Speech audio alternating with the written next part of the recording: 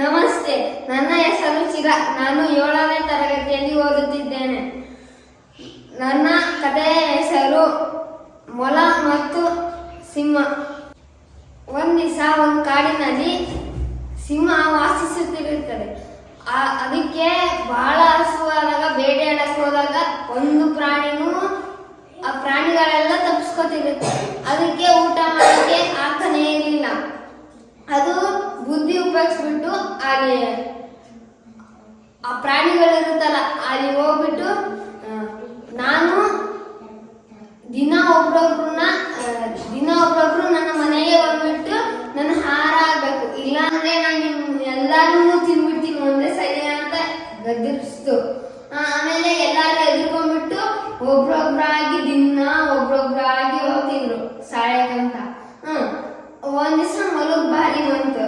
ಅದು ಬೇಜಾರಿಂದ ಸಿಂಹನ ಮನೆಗೆ ಹೋಗ್ತಾ ಇತ್ತು. ಅವಾಗ ಅದಕ್ಕೆ ಬಾಯಾಡಿಕೆ ಆಯ್ತು. ಬಾವಿಗೆ ಇಳಿದು ನೋಡ್ತು. ಆಮೇಲೆ ಅದ್ರ ಚಿತ್ರ ಅದು ನೀರಲ್ಲಿ ಕಾಣ್ತು.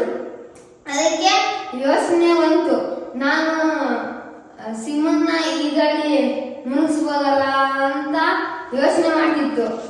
ಆಮೇಲೆ ಸಿಂಹನ ಮನೆ ಹೋಗ್ಬಿಟ್ಟು ಸಿಂಹ ನಿನ್ನಂತಾನೆ ಒಬ್ಬ ಬಂದಿದ್ದಾನೆ, ನಮ್ಮನ್ನೆಲ್ಲ ಸಾಯಿಸ್ತಾನಂತೆ ಅಂತ ಅಂತು. ಆಮೇಲೆ ಸಿಂಹಗೆ ಕೋಪ ಬಂದ್ಬಿಟ್ಟು ಎಲ್ಲಿದ್ದಾನೆ ಅವನು ಅಂತ ಕರ್ಕೊಂಬ ಅಂತ ಆ ಮೊಲ ತೋರಿಸ್ತು, ಇಲ್ಲಿದ್ದಾನೆ, ಈ ಬಾವಿಯಲ್ಲಿದ್ದಾನೆ ಅಂತ. ಆಮೇಲೆ ಸಿಂಹ ಇಣುಕಿ ನೋಡ್ತು. ಅದ್ರ ಇಮೇಜ್ ಅದಕ್ಕೆ ಕಾಣ್ತು. ಅದಕ್ಕೆ ಗೊತ್ತಾಗ್ಲಿಲ್ಲ, ಕೋಪದಿಂದ ಇತ್ತು. ಅದಕ್ಕೆ ಅದು ಕಿರ್ಸ್ತು ಏ ಅಂತ.